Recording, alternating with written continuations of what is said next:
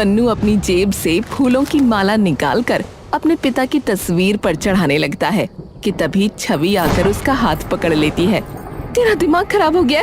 वो पापा है तेरे। पापा है नहीं, पापा थे। तभी उनके दरवाजे पर दस्तक होती है। मन्नू जाकर दरवाजा खोल देता है। हाँ जी। सरपंच जी ने पंचायत रखवाई है और आपको भी बुलाया।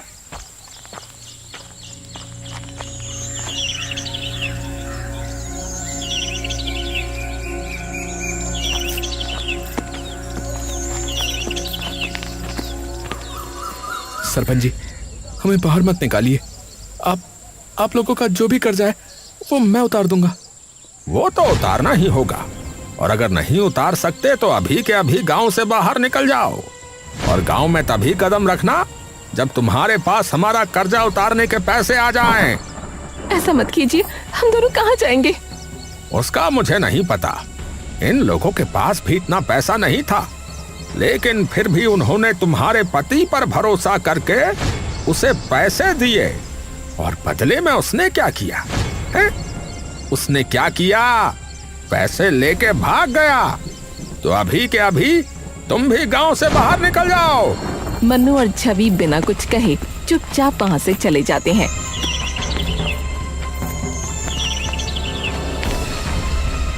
और घर जाकर अपना सारा सामान बांधकर अपना घर छोड़कर निकल जाते हैं।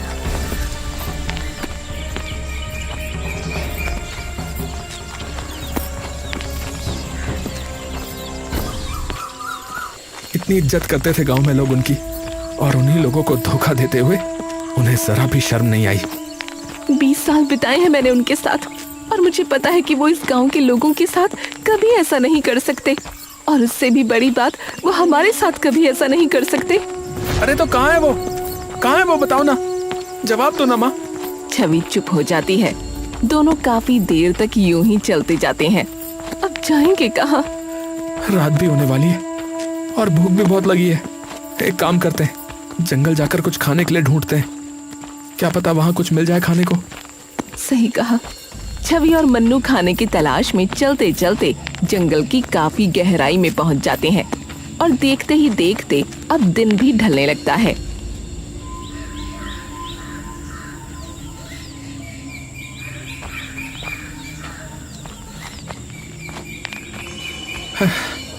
माँ, यहाँ तो ना कोई फल, ना ही सब्जी, ना ही कुछ दिख रहा है। बेटा, लगता है हम जंगल की बहुत गहराई में पहुंच चुके हैं। अब तो मुझे डर भी लग रहा है। अरे चिंता मत करो माँ, मैं हूं ना। तभी अचानक पीछे से किसी की गूंजती हुई आवाज मन्नू और छवि के कानों में पड़ती है। कौन हो तुम दोनों? टिम्बा की ऐसी सख्त आवाज सुनकर मन्नू और छवि वहीं जम से जाते हैं। मैंने पूछा तुम दोनों कौन हो और यहाँ क्या कर रहे हो?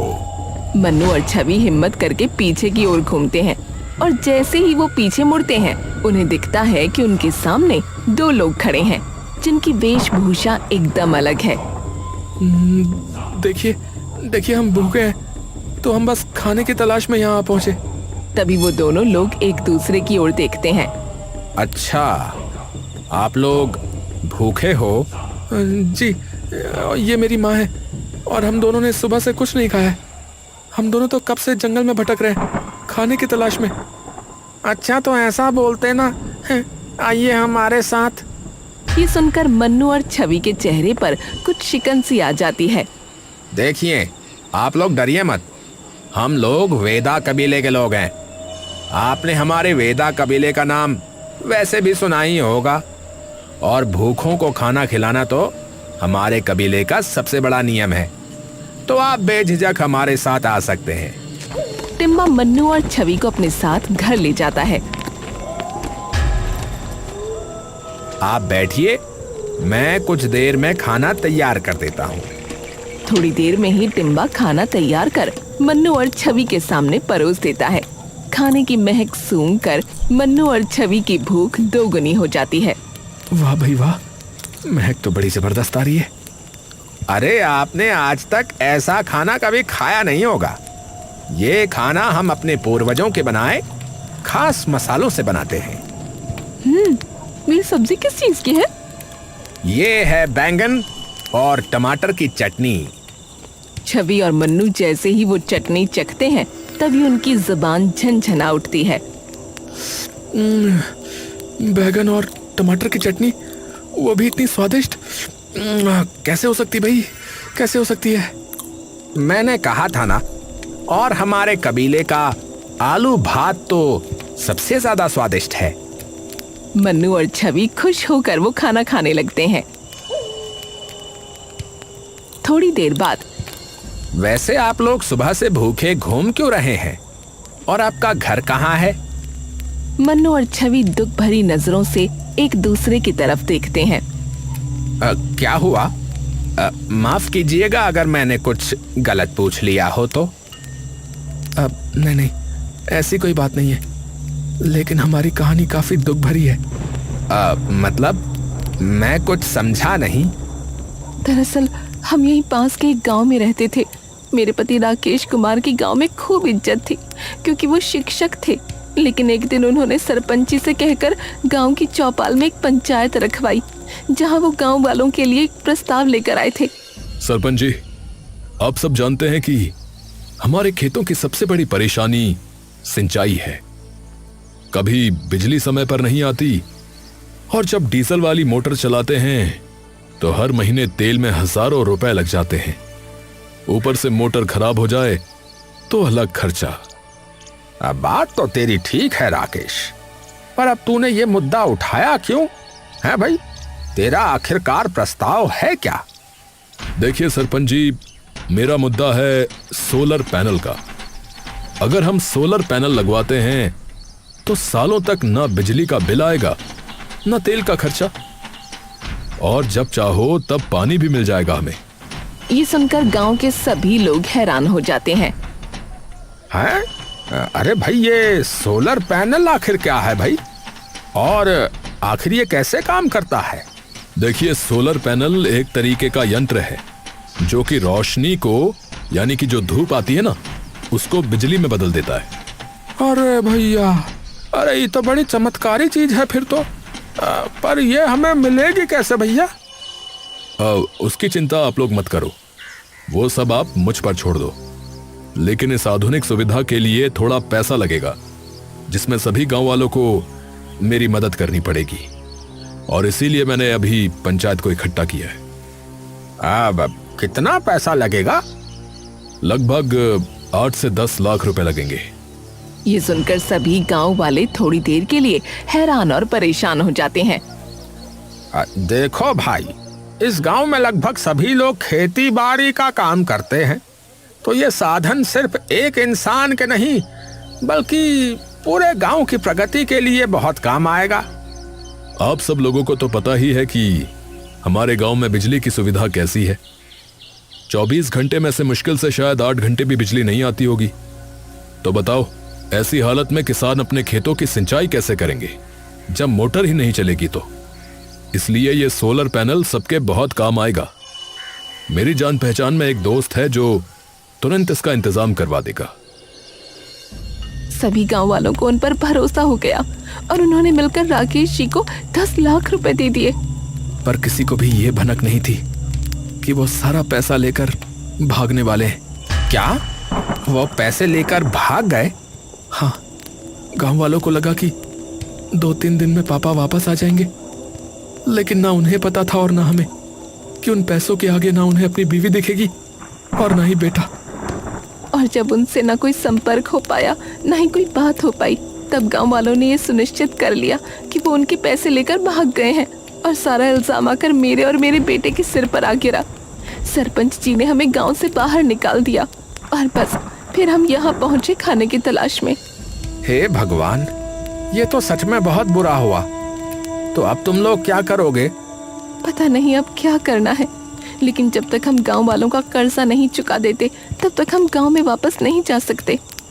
हमारी खोई हुई इज्जत मैं वापस आपको लौटा कर ही रहूंगा, ये मेरा वादा है आपसे। पर बेटा, हम इतना ज्यादा कर्जा कैसे उतारेंगे? तभी मन्नू का ध्यान उन बर्तनों पर जाता है जिनमें उन्होंने खाना खाया था, और एकदम से उसकी आंखों में एक अजीब सी उमंग आ जाती है। माँ, क्यों ना हम अपना एक ढाबा खोलें? ना हमारे पास कोई पैसा है, ना रहने के लिए कोई घर। हम कैसे कोई ढाबा खोल सकते हैं? अगर हम इसी खाने को लोगों तक पहुंचाएं तो सभी लोग भाग भाग कर ये खाना खाने आएंगे। और ढाबा ना सही, एक ठेला तो ले ही सकते हैं। गांव-गांव जाकर खिलाएंगे लोगों को, और वो भी मिट्टी के बर्तनों में।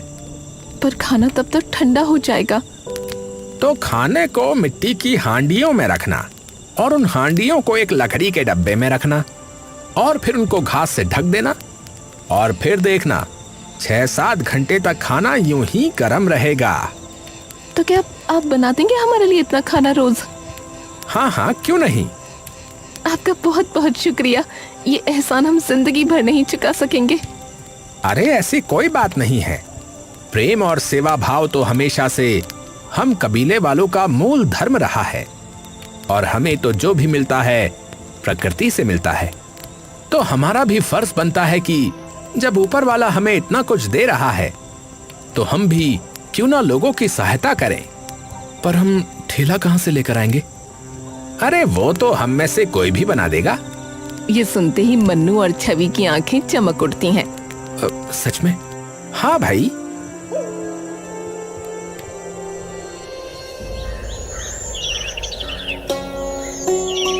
कुछ ही दिनों में टिम्बा उनके लिए ठेला बनाकर तैयार कर देता है।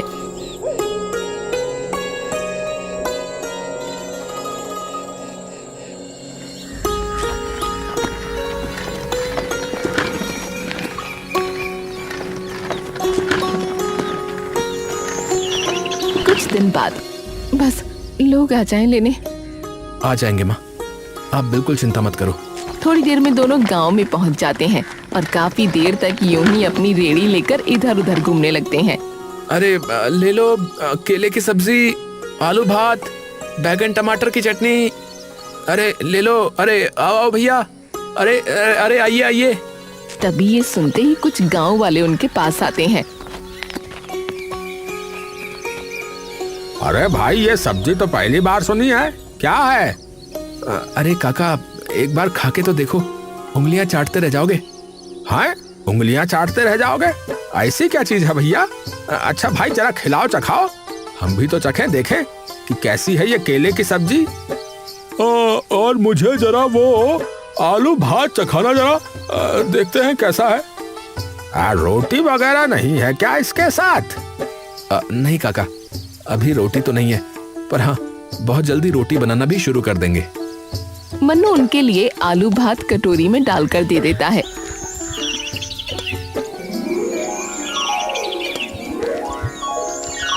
और जैसे ही वो लोग आलू भात चखते हैं तभी उनकी आंखें एकदम से बड़ी हो जाती हैं। अरे भाई क्या जादू बना दिया। ये इतनी स्वादिष्ट सब्जी तो मैंने अपनी जिंदगी में नहीं खाई।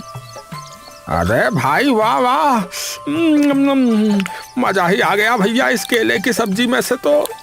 आहा, ये तो बिना रोटी के भी खूब स्वादिष्ट लग रही है भैया। भाई मेरे घर के लिए भी बात देना भैया, जरा 4 कटोरी। मेरी भी भैया, मेरी भी। मन्नू उनकी सब्जियां मिट्टी की कटोरियों में डालकर उन्हें ऊपर से केले के पत्तों में बांध कर दे देता है।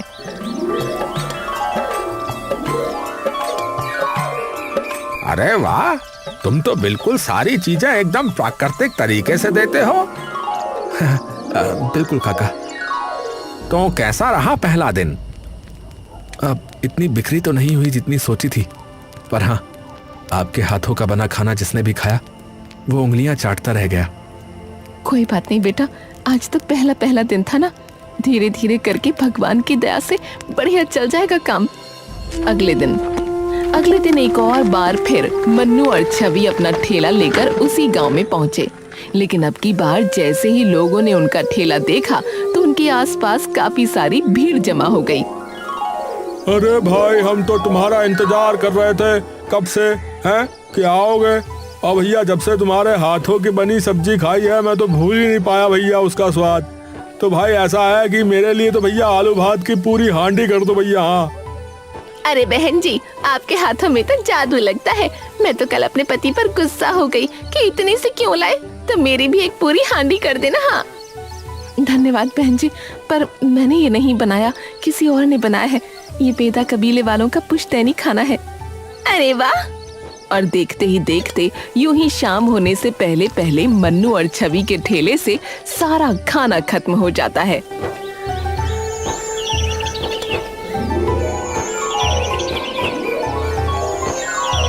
और यूं ही देखते देखते कई महीने बीत जाते हैं और उनका वो जंगली खाने का ठेला इतना कामयाब हो जाता है कि कुछ ही दिनों में मन्नू और छवि अपना ढाबा खोल लेते हैं। छवि आंखों में आंसू लिए ढाबे का फीता काटती है। मिल गई बेटा, हमारी खोई इज्जत हमें वापस मिल गई। अभी तो कर्ज चुकाना बाकी है माँ, अभी हमारे गांव में जाना बाकी है। मन्नू की आंखों में वो बेचैनी देख छवि कुछ देर के लिए स्तब्ध रह जाती है और कुछ ही देर में पूरा ढाबा लोगों से भर जाता है। अब भाई, अब सुबह से शाम तक तुम्हारे ढाबे से भीड़ नहीं घटने वाली। हाँ तो अपना आलू भात केले की सब्जी ज्यादा ही बना के रखना भैया। हाँ अरे काका, और भी नई चीजें हैं अब तो। अरे भैया, मैं तो यही कह रहा हूँ कि वो जो कुछ भी बना रहे हो, बनाना ठोक के भैया। कुछ महीने सब सही चल रहा होता है कि तभी एक दिन अरे भाई, मेरा साला बता रहा था कि रोजापुर के लोगों का तो बुरा हाल हो गया है। ये सुनते ही मन्नू एकदम चौंक गया। क्या कहा आपने? रोजापुर? अरे वो तो मेरा गांव है। क्या हुआ उधर? अरे भाई, आपने सुना नहीं? वहाँ तो बाढ़ आई है, बहुत जबरदस्त। सभी लोगों के खेत डूब गए हैं और कई लोगों के तो घर भी चले गए भैया। ये सुनते ही मन्नू एकदम से चौंक गया और तुरंत अपनी माँ के पास दौड़ता हुआ गया, जो रसोई में टिम्बा के साथ खाना बना रही थी, और उन्हें सारी बात बताई। उन लोगों की मदद करनी होगी माँ, लोग पता नहीं कैसी हालत में होंगे इस वक्त। पर हम क्यों जाएं? जब हमारा ऐसा हाल था तब किसी ने भी आकर पूछा हमसे कि हम कैसे हैं, और किसी ने भी रोकना नहीं चाहा जब सरपंच जी हमें गांव से बाहर निकाल रहे थे। माँ, पर आप ये भूल गई कि जब हमें जरूरत थी तो टिम्बा भैया ने भी तो हमारी मदद की थी। तो जब भगवान हमें इतना दे रहा है तो हमारा भी फर्ज बनता है कि उनके बनाए लोगों की मदद करें।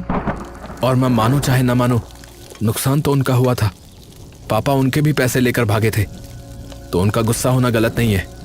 काकी बात मन्नू ठीक कह रहा है। आप और मन्नू जाओ, मैं हूं ना यहाँ। छवि सुनते ही कुछ देर के लिए शांत हो जाती है। ठीक है। छवि और मन्नू तुरंत अपने गांव की ओर निकल जाते हैं और दोपहर तक वो अपने गांव में पहुंच जाते हैं।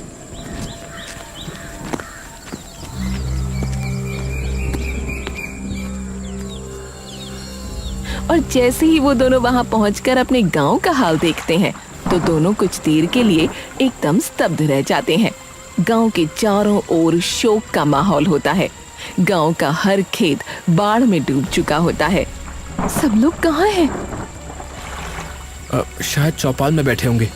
मन्नू और छवि तुरंत चौपाल चले जाते हैं।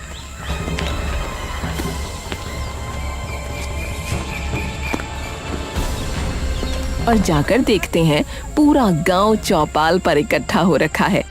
उन दोनों को देखते ही सरपंच का खून खौल उठता है। तुम दोनों क्यों आए हो यहाँ? देखिए, मैं जानता हूँ कि आप सभी लोग हम सबसे गुस्सा हैं, क्योंकि मेरे पापा ने आप सभी लोगों के साथ विश्वासघात किया है। लेकिन यकीन मानिए, उन्होंने आपके साथ नहीं, हमारे साथ भी उतना ही बड़ा विश्वासघात किया है। तो इसलिए मैं आप लोगों से हाथ जोड़कर विनती करता हूँ कि कृपया हमें आप लोगों की मदद करने दीजिए। अरे क्या मदद करोगे तुम? गांव में खाने को दाना तक नहीं बचा है। रोज ये सोचना पड़ता है कि आज के खाने का इंतजाम कैसे होगा। रोज लगता है कि आज खाना मिलेगा या नहीं। चिंता मत कीजिए, आप हमारे साथ आइए, आप सभी लोग। अरे भाई, लेकिन कहाँ? आप सब लोगों को अपने आप पता लग जाएगा। मन्नू गांव के सभी लोगों को लेकर अपने ढाबे पर चला जाता है और सब लोगों को बिठाकर बिना एक पैसा लिए खाना खिलाने लगता है। गांव के सब लोग वो खाना खाते ही दंग रह जाते हैं। अरे भाई, तुम्हारे हलवाई ने खाना बहुत ही स्वादिष्ट बनाया है। मन्नू मुस्कुराकर टिम्बा की ओर देखता है। धन्यवाद आपका। आप सभी लोगों का बहुत बहुत धन्यवाद। और जब तक आप लोगों के खेतों से पानी नहीं उतर जाता तब तक आप लोगों को खाने पीने की बिल्कुल चिंता करने की जरूरत नहीं है। और जिसके पास रहने के लिए घर नहीं है वो यहाँ आकर रह सकते हैं। ये सुनते ही सरपंच चुपचाप मन्नू और छवि की ओर देखते हैं। 2 महीने बाद सारा पानी उतर जाता है और सब किसान वापस से अपने अपने खेतों में खेती करना शुरू कर देते हैं। लेकिन वहीं दूसरी ओर मन्नू और छवि का ढाबा अब बिल्कुल बंद होने की कगार पर होता है। अब तो खाने का सामान लाने के जरा भी पैसे नहीं रहे। 2 महीना लोगों को मुफ्त में खाना खिलाते खिलाते हमारे पास कुछ नहीं बचा। कोई बात नहीं माँ, हम फिर से रेडी पर आ जाएंगे और फिर से खूब सारी मेहनत करके अपना ढाबा खड़ा कर लेंगे। पर टिम्बा भैया माफ करना, हमने आपको यूं ही अपने साथ इस दुविधा में फंसा दिया। अरे मैंने क्या कहा था कि सेवा धर्म ही सबसे बड़ा धर्म है, हम वेदाओं का। तभी एक पुलिस जीप आकर रुकती है। उसमें से एक इंस्पेक्टर उतरता है और उनके पास आता है। क्या आप लोग राकेश कुमार के परिवार से हैं? छवि घबराकर सर हिला देती है। जी मेरे पापा हैं, पर क्या हुआ? इंस्पेक्टर धीरे से एक थैला मन्नू के हाथ में दे देता है। मन्नू खोलकर देखता है तो उसमें बहुत सारे पैसे होते हैं। ये क्या है? ये वो पैसे जो आपके पापा ने गांव वालों से लिए थे। क्या? मैं कुछ समझ नहीं पा रहा। वो तो पैसे लेकर भाग गए थे ना सर? नहीं, वो पैसे लेकर भागे नहीं थे। दरअसल जिस दोस्त पर उन्होंने सोलर पैनल लाने के लिए भरोसा किया था उसने राकेश जी से पूरे पैसे ले लिए और फिर गायब हो गया। और फिर राकेश जी हमारे पास आए और उन्होंने हमें सारी बात बताई। उन्होंने कहा था वो गांव वापस खाली हाथ नहीं जा सकते। तो पर हमें उस इंसान के बारे में कुछ पता नहीं लग पाया, तो उन्होंने कई जगह जाकर उस आदमी के बारे में जानकारी इकट्ठी करनी शुरू कर दी और आखिरकार हमें फोन करके उसका ठिकाना बताया। हम तुरंत वहां पहुंचने के लिए निकले, लेकिन उससे पहले ही उन लोगों को पता लग गया कि राकेश जी ने पुलिस को खबर कर दी है। इंस्पेक्टर कुछ पल के लिए रुकता है और अपनी टोपी सर से उतार लेता है। जब हम पहुंचे तब तक बहुत देर हो चुकी थी। हम उन ठगों को तो पकड़ पाए, लेकिन राकेश जी को नहीं बचा पाए।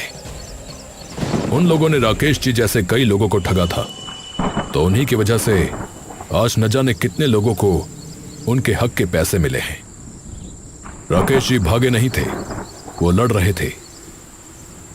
ये सुनते ही मन्नू और छवि वहीं बिखर जाते हैं और फूट फूट कर रोने लगते हैं। अरे अरे संभालो संभालो आप दोनों खुद को। वो भी ऊपर खुश नहीं होंगे आपको ऐसी हालत में देखकर। मैं उनका बेटा कहलाने के लायक नहीं हूं। न जाने क्या क्या भला बुरा बोल दिया अपने ही पिता के बारे में। आप सही थी माँ। तभी टिम्बा उन दोनों को संभालने लगता है। सबसे पहले तो आपको उनकी इज्जत और उनका सम्मान वापस दिलाना होगा उन्हें, ये सच सभी गांव वालों को बता करके। इंस्पेक्टर साहब, क्या आप खुद उन्हें ये बात बता देंगे? जी बिल्कुल। वो सब लोग गांव जाते हैं और उन्हें सारी बात बता देते हैं, जिसे सुनकर सारे गांव वाले भावुक हो जाते हैं। अरे एक बेटा है जिसने हमें बिना कुछ कहे 2 महीने तक खाना खिलाया, इतने लोगों को रहने के लिए छत दी, और एक बाप था जिसने हमारे पैसों के लिए अपनी जान दे दी। और हमने क्या किया? इन पे शक, इन्हें गांव से बाहर निकाल दिया। अरे माफ कर देना मन्नू बेटा, हमें माफ कर देना। मन्नू वो पैसे सरपंच जी को दे देता है। ये आप सभी के पैसे। ये अब तेरे हैं बेटा, इससे तू अपना ढाबा खोल नया। मन्नू चौंक कर उन सभी लोगों को देखता है और छवि चुपचाप ऊपर आसमान की ओर देखने लगती है। हमें बचाने के लिए शुक्रिया, और मुझे अकेला छोड़ जाने के लिए मैं जिंदगी भर माफ नहीं करूंगी। आप चाहे मुझे ऊपर आने के बाद कितना ही मनाने की कोशिश करो। कुछ ही दिनों में मन्नू अपना ढाबा अपने गांव में फिर से खड़ा कर देता है। पर अब की बार ढाबे का नाम होता है राकेश ढाबा।